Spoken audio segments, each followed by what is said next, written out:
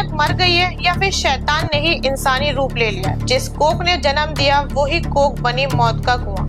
नमस्कार, मैं बुशरा और आप देख रहे हैं प्लैनेट न्यूज इंडिया। झारखंड के हजारीबाग से जो खबर सामने आई उसने ममता शब्द को ही लघु लिहान कर दिया। एक मां ने अपनी बेटी की गर्दन काट कर काले जादू की वेदी में चढ़ा दी, सिर्फ इसीलिए ताकि उसे सुख संपत्ति मिल सके और अपने बेटे का भविष्य चमका सके।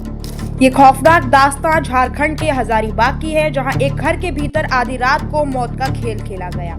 पुलिस अब मौके पर पहुंची तो मंजर देखा अफसरों के भी पैर कांप गए। एक मासूम बच्ची जिसकी दुनिया अपनी मां के आंचल से शुरू हुई और वहीं खत्म हो गई, उसे उसी मां ने मौत की नींद सुला दिया।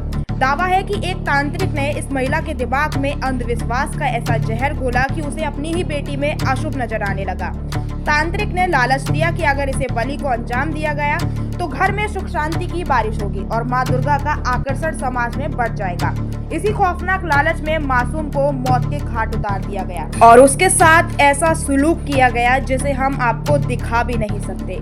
हजारीबाग का ये केस सिर्फ एक हत्या का मामला नहीं है, बल्कि उस खोखले समाज की हकीकत है जो आज भी तांत्रिकों के चरणों में अपनी औलाद की जान रख देता है। पुलिस ने आरोपी मां और उन नरपिशाच तांत्रिक को गिरफ्तार कर लिया है, लेकिन सवाल यही है, क्या गिरफ्तारी से वो मानसिकता खत्म होगी जो बेटे के लिए बेटी का खून बहाने को सही मानती है?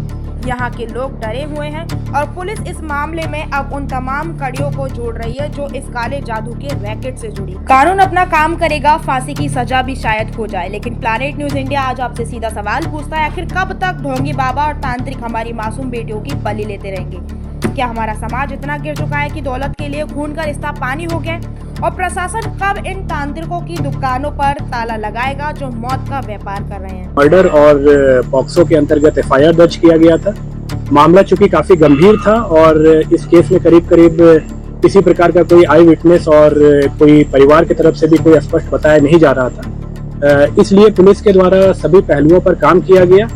विभिन्न प्रकार के टेक्निकल एविडेंसेस पे काम किया गया, कई प्रकार के फॉरेंसिक एविडेंसेस कलेक्ट किए गए, कई लोगों से पूछताछ किया गया जो कि किसी न किसी रूप में हमें कोई इन्फॉर्मेशन दे सकते थे, सभी से पूछताछ किया गया। अंततः पुलिस के द्वारा इस घटना में सम्मिलित 3 व्यक्तियों को आइडेंटिफाई किया गया और मर्डर कब और कैसे हुआ ये हम लोग अनुसंधान के दौरान पता कर पाए। और ये तीनों एक ही गांव के रहने वाले थे और हत्या का जो मुख्य कारण था वो मृतका की मां को विभिन्न प्रकार की पारिवारिक समस्याएं आ रही थी और जिसके सॉल्यूशन के लिए बेसिकली ये इस भगतनी के पास गई थी और इसी दौरान एक नरबली के दौरान बच्ची का जान लिया गया और 3 व्यक्तियों को जैसा कि मैंने बताया गिरफ्तार किया गया है और इन तीनों के खिलाफ बहुत जल्द हम लोग पुख्ता सबूतों के आधार पर चार्जशीट सबमिट करेंगे और प्रयास। आप भी सावधान रहिए, आपके आस पड़ोस में ऐसे ही तांत्रिक किसी बच्ची का सौदा कर सकते हैं। हजारीबाग की इस बेटी को इंसाफ मिलना चाहिए। आप इस बारे में क्या कहना चाहते हैं, हमें जरूर बताएं।